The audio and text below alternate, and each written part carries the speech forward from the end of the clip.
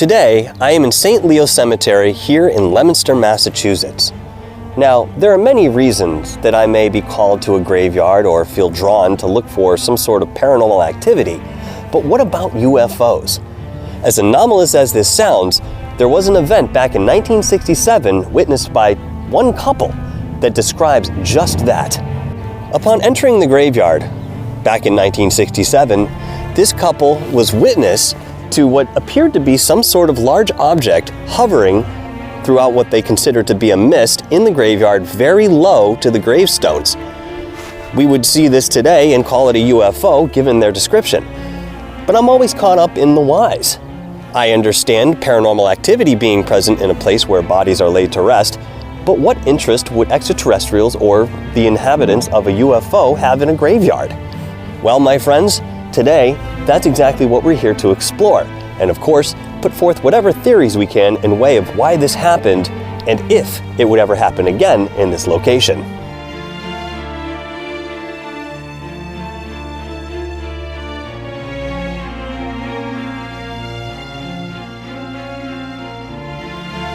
To be entirely honest with you, Leominster itself has its own small triangle considered to have more than its share of paranormal activity, UFO sightings, and cryptozoology throughout the many years people have lived here. Would it be any different when it comes to land like this to call in something like a UFO? Perhaps the reason the UFO was here, and its occupants of course driving this, they came to visit the land. I don't think there was always a graveyard in this particular location, although we can trace it back many years. Everything has an origin. So my thought would be that this particular UFO, or again the occupants of that vessel, were here possibly to draw energy off some sort of ley line intersection or something more significant, again in way of the land and its history, rather than perhaps just coming down to enjoy a nice quiet stay at a place of human rest.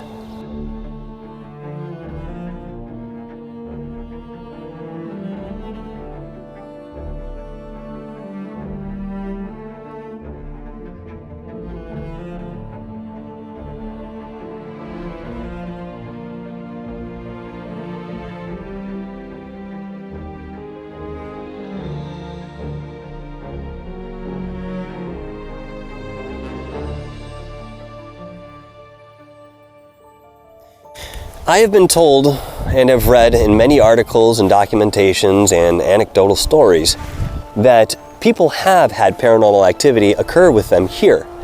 Now, while these accounts are, again, strictly anecdotal in most cases, it's worth mentioning and of course keeping note that again, we have a plot of land that experiences something we still can't explain, and it's right here in the heart of Leominster, Massachusetts.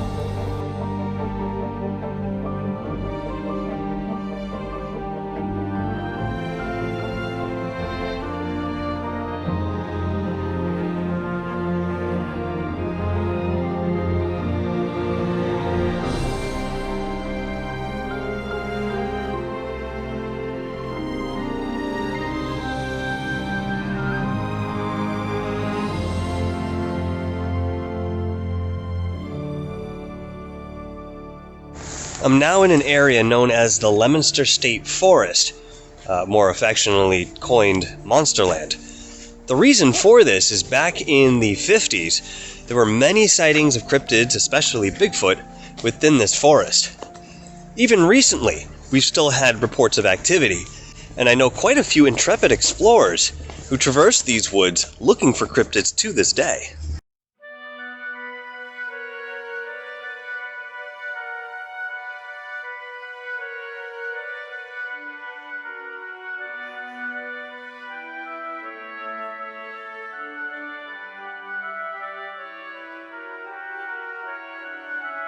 Now, I'm not really far enough into the woods wherein I can't tell that civilization is close by. In fact, I can still feel the electricity of civilization only a mile or so away.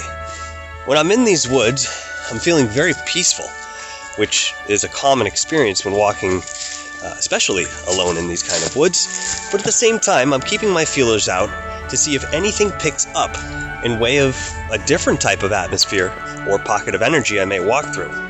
Nothing's guaranteed on these expeditions. In most cases, I don't expect much to happen. If something does, it's more of a gift, or icing on the cake, if you will. But that's why I'm putting myself in these locations with the idea that I will have an experience at least one of these visits.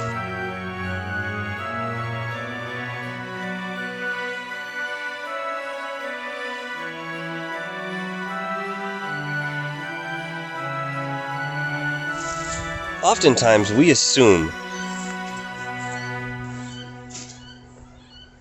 there's wildlife too, oftentimes we assume that because people aren't necessarily living in certain spaces such as the woods, that therefore it's largely uninhabited by anything other than wildlife. If we don't necessarily understand all of the aspects that come with interdimensional beings or entities that have the ability to come in and out of physicality, truth is, this may be their home. And every time we walk through the woods, we're either noticed or these beings are unaware of our presence. Either way, this is where they live. And many times, people like Long Island Bigfoot, Montauk is Strange, Green Country Forest people, these guys will find stuff within the videos that I put up that I didn't normally see. So what does that say about this location? Or any location that has this type of history?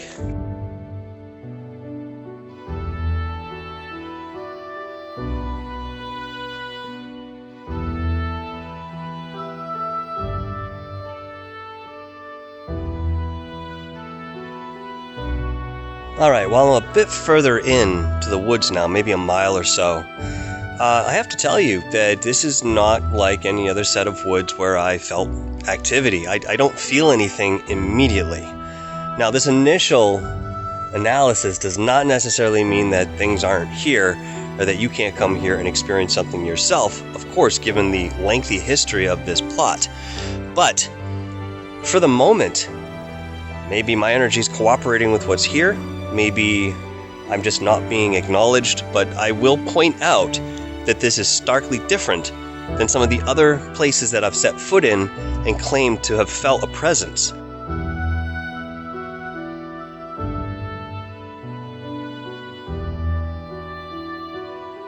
Well, if there's one thing for sure, the beavers are certainly very active around here. Look at the way they whittled this tree.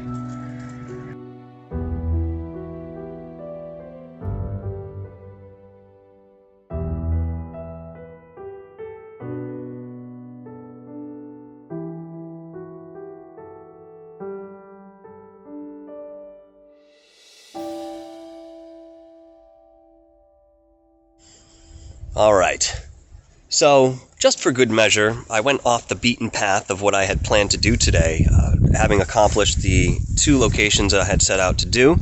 Realized that I was in the area of Fitchburg, Massachusetts, and I know there's a bunch of things out here to check out. Now, what I decided to do was come out to this cemetery, Dean Hill Cemetery, also known as the Rev, and check it out because allegedly there is a lot of activity in this colonial graveyard. Now, I've been in many different colonial graveyards, some of them certainly, without question, having something in way of energy there, and others, perhaps not so much. You feel the antiquity of the area, but it's very discernible in the difference of what the energy feels when there's a presence and if it's just something old and ancient.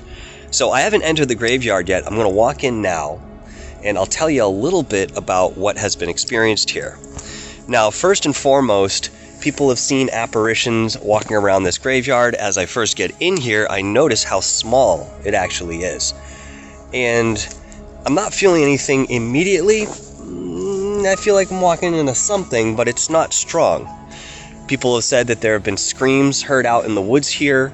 Apparently there was a gentleman at some point within the last century that had burned along one of the roadsides here. I'm not exactly sure the whole story behind it, but nonetheless, there was also a young woman who had lost her life in a car accident hitting a tree along these roads somewhere around the area.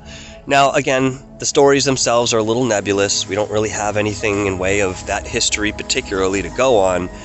But these are the legends, urban legends if you will, that follow this particular location. Let's check this place out a little bit more in detail and see if there's anything I can gather in way of feeling.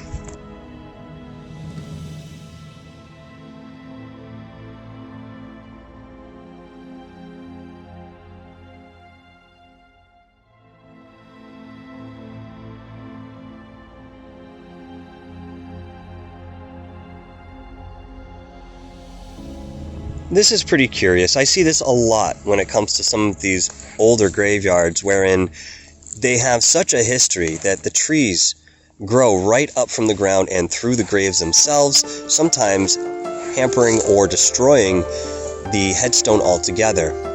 As a result, people will line them up against the tree, what's left, and this is how those lives are still celebrated today.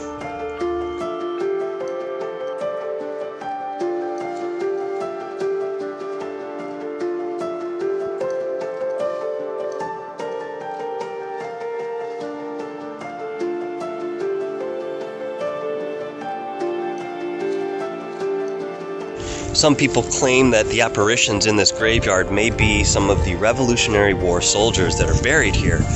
But by and large, I don't find those people to really have unrest after the fact. In cases like what we're talking about here, it's usually a different entity, but this has also been proposed for this area too, that something more nefarious may lurk amongst the stones.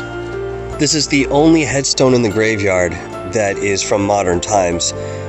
Clearly, there's families still taking care of some part of the cemetery, and I find that amazing.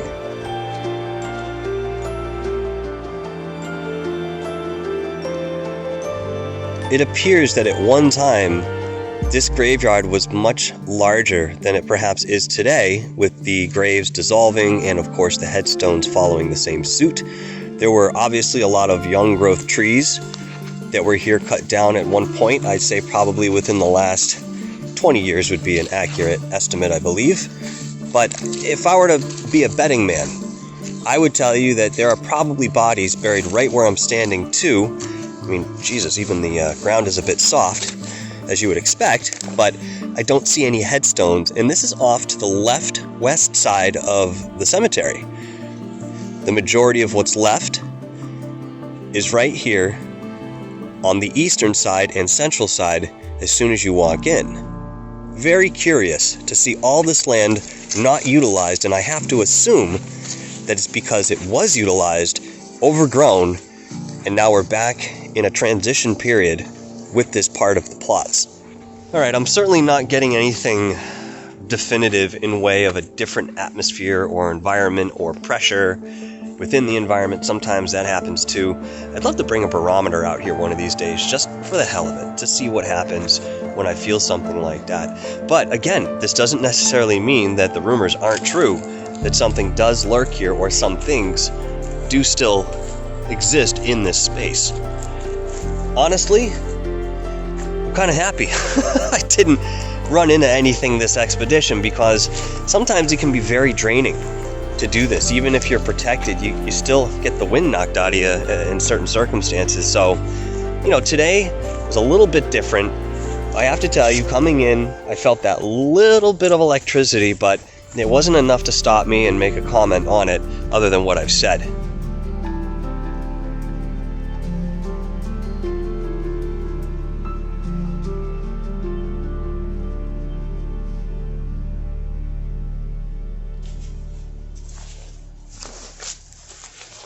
First and foremost, I want to thank all of you for joining us tonight here on Dark Hour Paranormal. St. Leo Cemetery and Leominster State Forest has much more to be explored, and I'll tell you what, this won't be the last time we're back here.